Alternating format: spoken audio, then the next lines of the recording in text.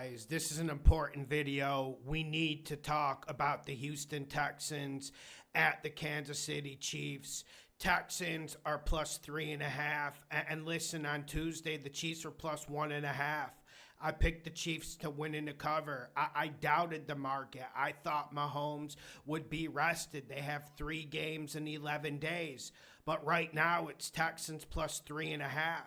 I think the Texans win and cover. The more I think about this game, the more I am worried about the Chiefs. The more I am worried about Pat Mahomes and his health.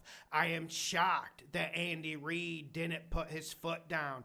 And listen, I like Mahomes, and I said on the last video, I know he gets a bad rap. I know he gets the calls, but also this man has always been a gladiator, and he respects the game. So shout out to Patty, but I feel like Andy Reid should have put his foot down. And like I said, all of you guys know the videos on YouTube where they talk about arbitrage betting. Let's make money this way. Listen, they cut that out 10 years ago. I mean, everyone knows that. Yet they push these videos on YouTube.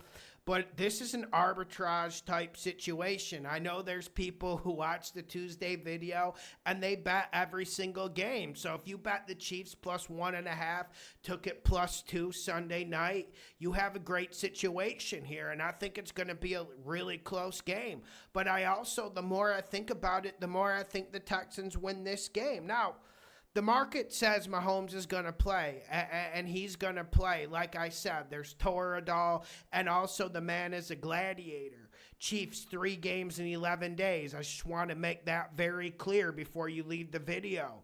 But the big reason why I'm going the Texans here is I really like this Texans defense. They shocked me the second half against the Jags. They shocked me the second half against the Titans. And I know their schedule isn't the best, but I really feel like this is a top 5 defense. Now, I've been saying all year, there's no elite defenses this year. Maybe you could put the Eagles or the Steelers in that category, but I wouldn't go that far.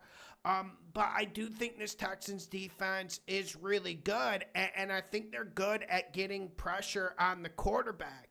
And I think that's a big problem with the Chiefs. Now, I've been complaining about the Chiefs secondary on defense the whole damn year. We'll get to that later in the video. I think it's a factor in this game, even though I know you guys are trying to fade Stroud at every opportunity. I'm not trying to fade Stroud.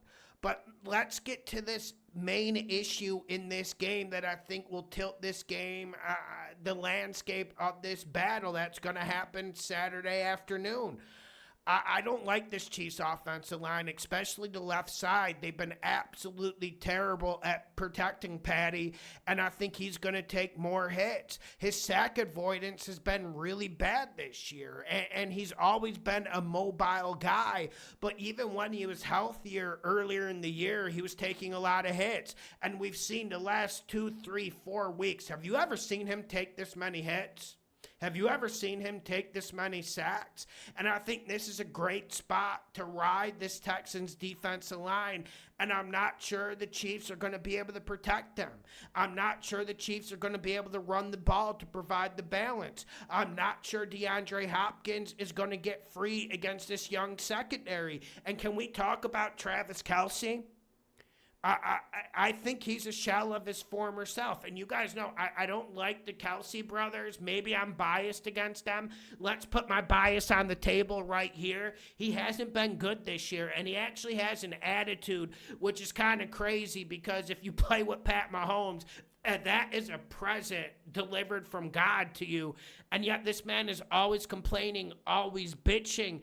I don't think he's that good anymore. And this is a top 5 defense versus a 10 to 15 offense. And can I be honest, and I'm not trying to go too data on you, go EPA poor play or any of that stuff, but I honestly feel like the Chiefs' offense is on par with the New York Jets. And can you tell me, like, which offense is better if you just took out the mistakes and colossal errors? I would have to say the Jets' offense is better. And every single week, even I'm guilty of this. Remember the Raiders game on Black Friday? I'm like, Chiefs are going to explode.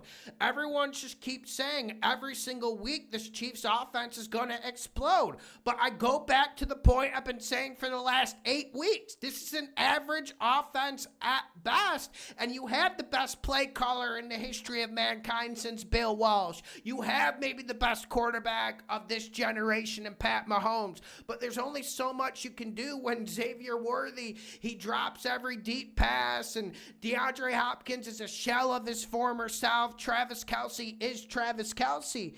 And I am worried about the Texans offense. Let's be completely real about it. I did think Stroud would have a little bit of a sophomore slump, even though I'm the biggest Stroud glazer according to you guys.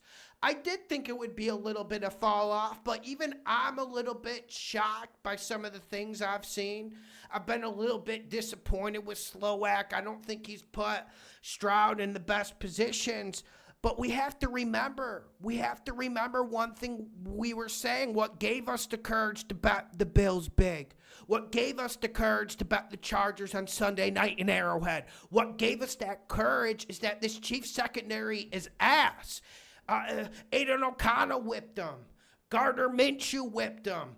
Bryce Young whipped them. Everyone since like week 6 has whipped work against this Chiefs secondary. And you're telling me that Stroud can't do it? You're telling me Stroud can't have one of those games?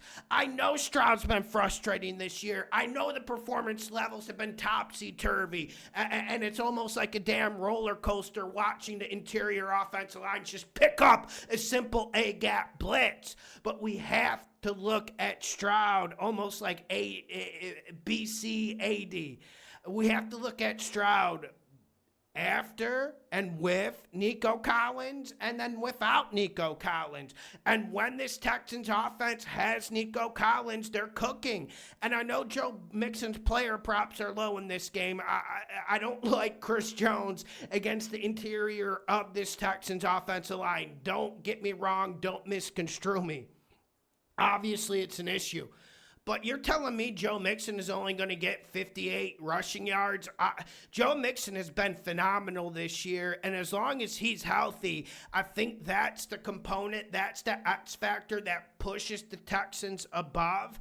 And I just see a down performance for the Chiefs, and I think Andy Reid needs to put on his big boy pants and step up to Patty. Like I said, I respect the Warrior energy from Patty, but I'm not with it in this game. And what this gets me to the under 41.5. I do like the under. Do I want you running to bet it? No, but it's a Saturday. It's on an island slot. I know you guys are itching to get some action. I like the under in this game, and like I said, I just think this Chiefs offense is average. They're searching for an identity.